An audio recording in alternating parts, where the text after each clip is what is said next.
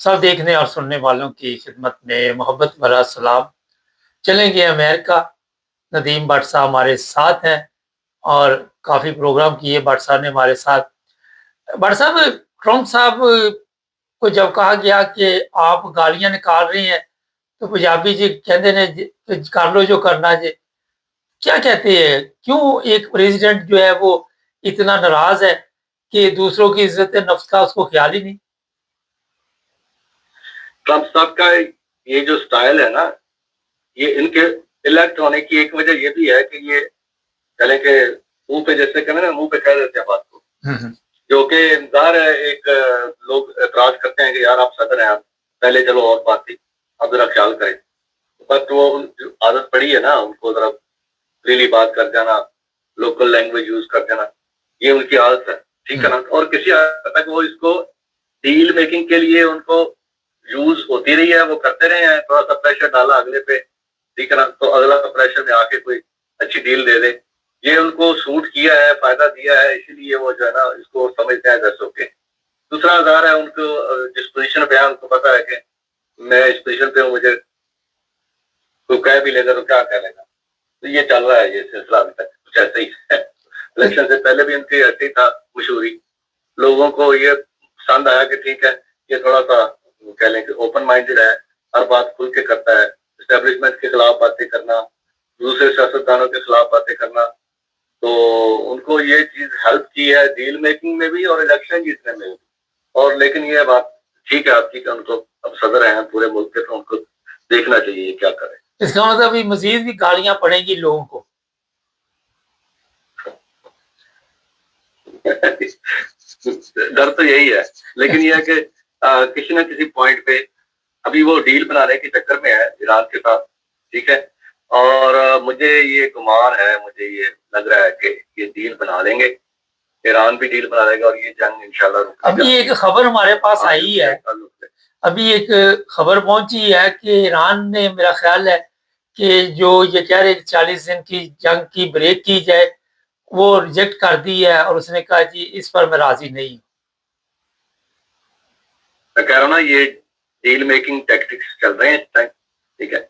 और उनको ये नजर आ रहा है कि हम आगे होके ज्यादा हम लेवरेज ले लें, इनका ख्याल है कि हम धमकियां वगैरह लगाएंगे तो हमें मिल जाएगा। ये अपनी पब्लिक को भी दिखाना होता है ना सर जी, कि भाई हम जो है बड़े स्ट्रांग है, पोजीशन में है, तो हमने जो है आगे बढ़ के, वो कहेंगे हम जीत गए, ये कहेंगे जी हमने अपनी फेवर की।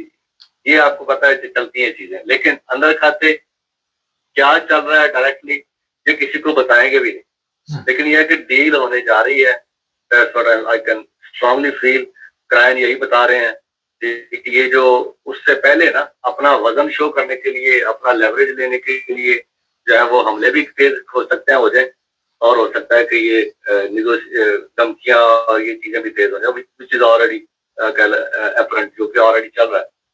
लेकिन यह है कि आज ऐलान हो जाए, कल हो जाए, देखने में देखें। मैं अगर एज अमेरिका में बैठा मैं देख रहा हूँ कि उसकी प्राइस, उसकी कीमत बहुत ज्यादा है, ईरान को जो भी हमने उसको चाहे या देना चाहते हैं उस रजीम से, वहाँ की गवर्नमेंट से या वहाँ की आवाम से, तो इतनी महंगी जो है ना वो हमें अफोर्ड नहीं करते हम। आपके आप तो कर लेंगे, लेकिन आपके जो साथी हैं, देखिए अमेरिका में पेट्रोल जो है वो इस वक्त महंगा चल रहा है, हालांकि लोकल बहुत ज्यादा मिलता है, वेनेजुएला से भी अब मिल रहा है, कोई दिक्कत नहीं है। Everything gasoline is everything available abundantly, कोई प्रॉब्लम नहीं है। लेकिन यह है कि चूंकि इंटरनेशनल मार्केट में वो चलना होता है, इनके आपस में मुआहदे है कि जो इंटरनेशनल प्राइस होगी वही हम अपने कस्टमर को देंगे, तो इस वजह से यहाँ पे भी उनको बढ़ानी पड़ती है। तो वो तो और बात है, लेकिन यह है कि बाकी जो सारे एलाइज हैं, बाकी यूरोप है, एशिया है, फार ईस्ट एशिया है, सब वो सब जो है वो डरे भी हुए हैं, झिझके हुए हैं, इसके रोज मुतालबे आ रहे हैं कि कुछ करो, ये वाइंड अप करो, कुछ डील बनाओ। तो अब ये है कि ये इंशाल्लाह रुकने जा रही है। अब ये रुक के पक्की रुकेगी, कच्ची रुकेगी, $1 million क्वेश्चन, वो आगे बात चलती है तो मैं कुछ करता हूँ। सर ये बताइए कि फर्ज करें जंग रुक जाती है, अभी जो आपने बात की कच्ची चलती है पक्की चलती है, लेकिन अगर जहां तक आपको पता कि अमेरिका अपने मकसद में कामयाब नहीं होता, उस वक्त तक कोई ना कोई और तरीका आजमाया जाएगा, दोबारा ये चीज़ें तो सामने आ गई कि पब्लिक जो है वो इकट्ठी हो गई है ईरान की। और आपके ही वज़ीर ख़ारिजा शायद आज कह रहे थे अमेरिकन कि वो तो हर बंदे ने बंदूक पकड़ी हुई है, वो हेलीकॉप्टर के ऊपर फायरिंग शुरू कर देता है।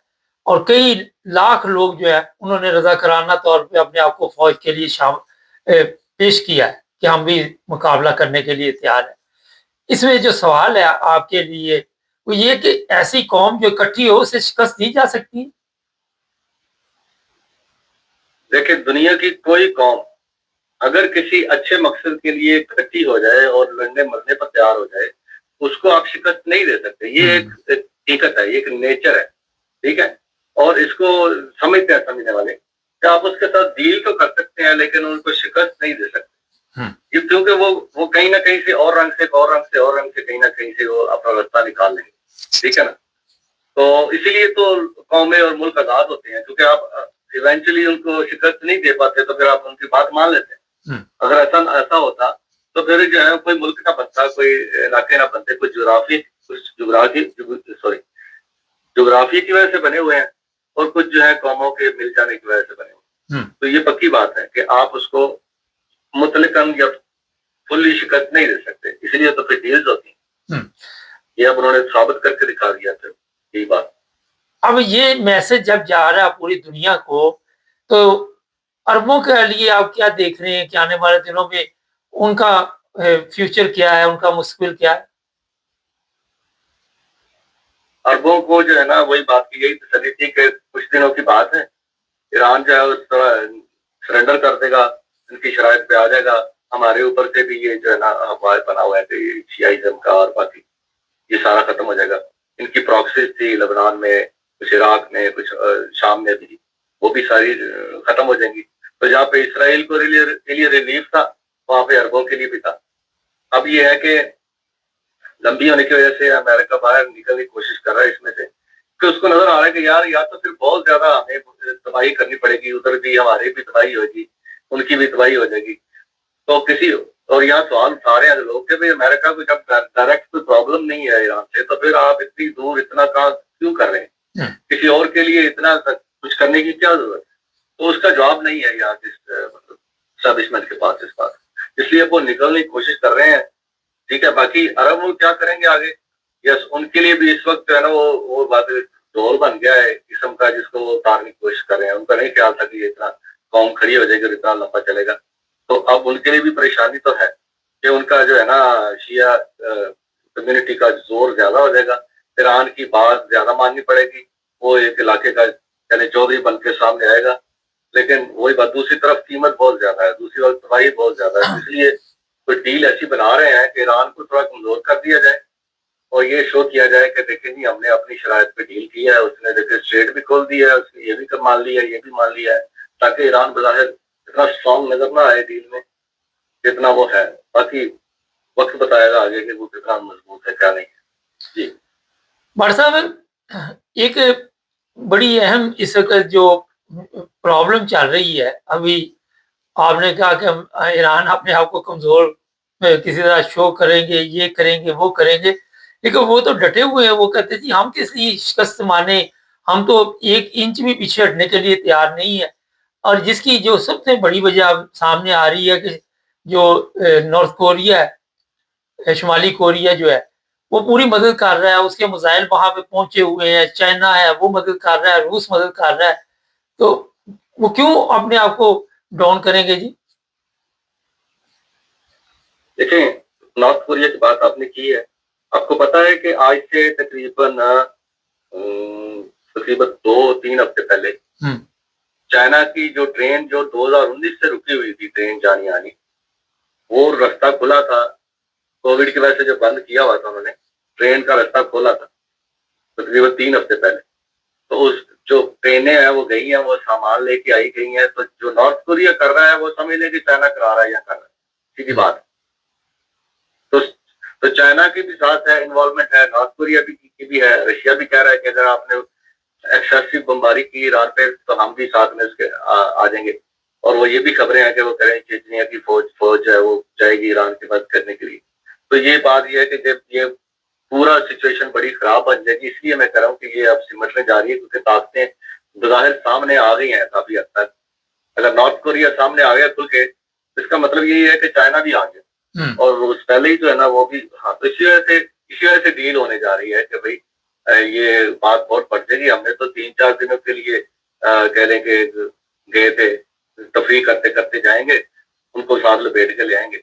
ये था सारा प्लान, लेकिन ये है कि सारी बात उल्ट हो गई। एक तो कौम इकट्ठी हो गई, दूसरा सबसे जो मेरा ख्याल है गड़बड़ हुई है ना, वो उन्होंने जो 178-70 बच्चियाँ जो वहाँ पे उनको बमबारी की वहाँ पे स्कूल में, उस वजह से कौम में जो है ना बहुत ज़्यादा एक किस्म का आ गया जोश कह लें, तो बदले की जो है वो, तो भई ये क्या हो गया? हमारे लीडर तो हमारे साथ में, उनका क्या कसूर था? तो उस वजह से कौम जो है मज़ीद इकट्ठी हो गई। तो ये उनको गुमान नहीं था।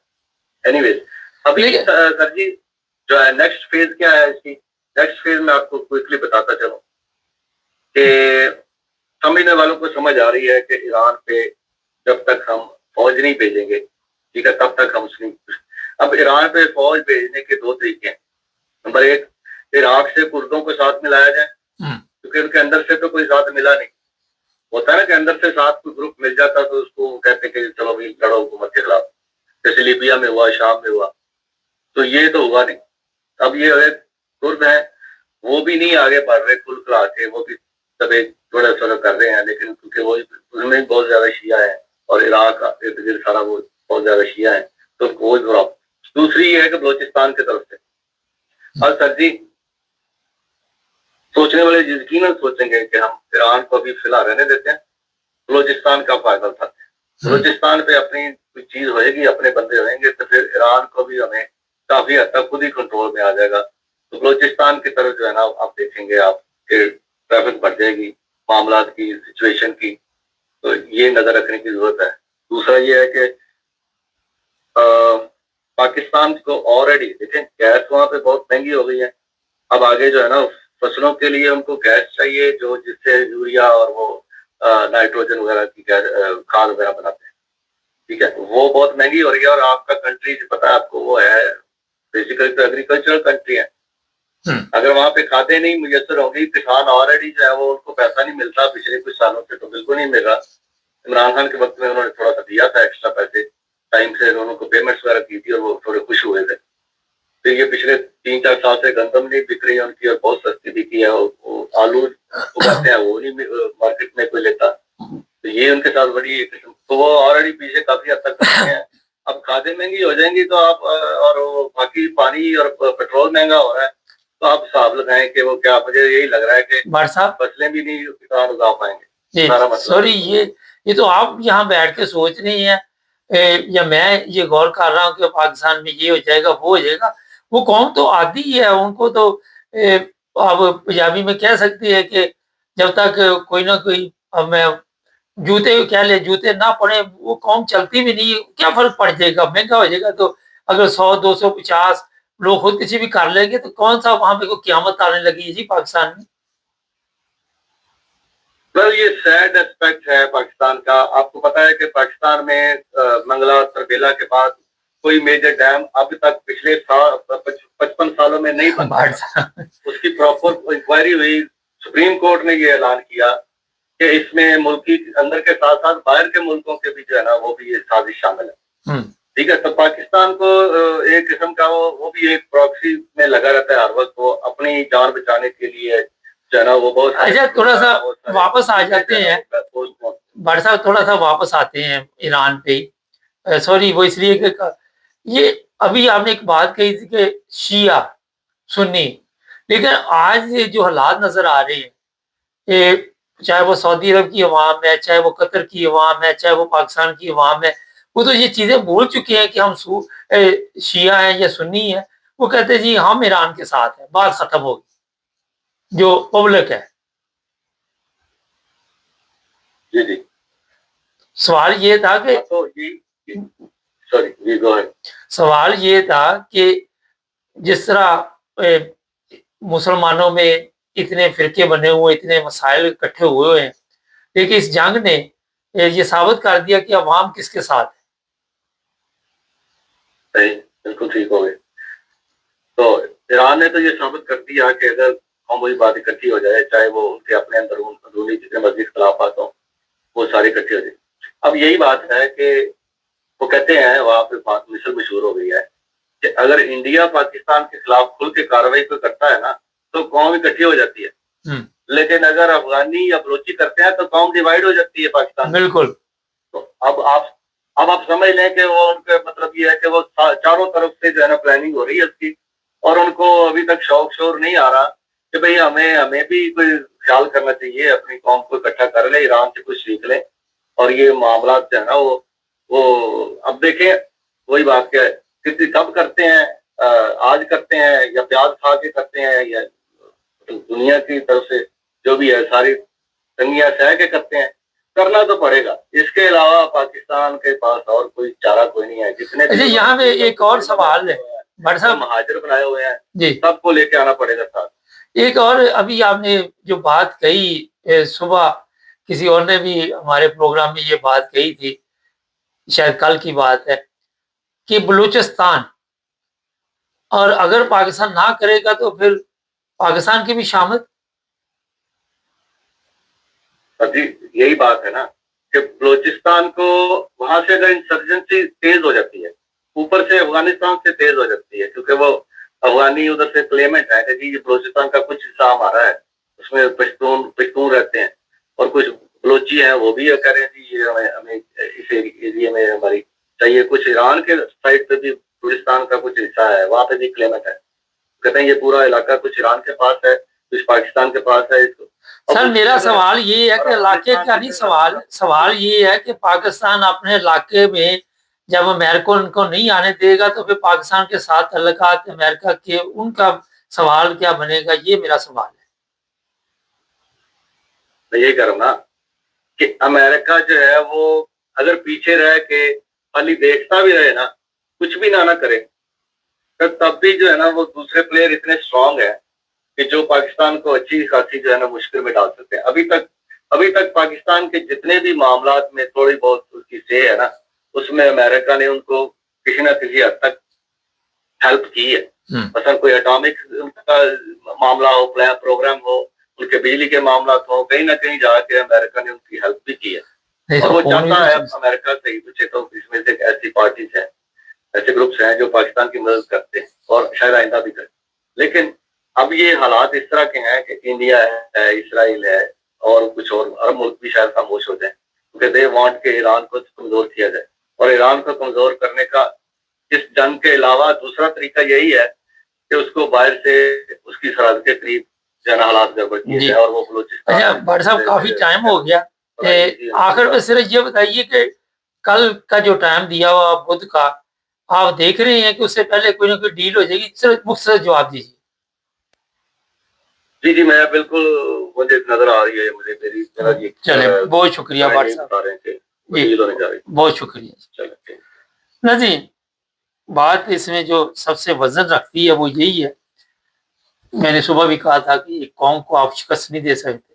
जब हर बंदा गन पकड़ के हेलीकॉप्टर को मारता है, और अमेरिका में खलबली मची हुई कि यार ये क्या हो गया, तो वहां शिकस्त देना इतना आसान नहीं है। चैनल को सब्सक्राइब करें, जुड़े रहें।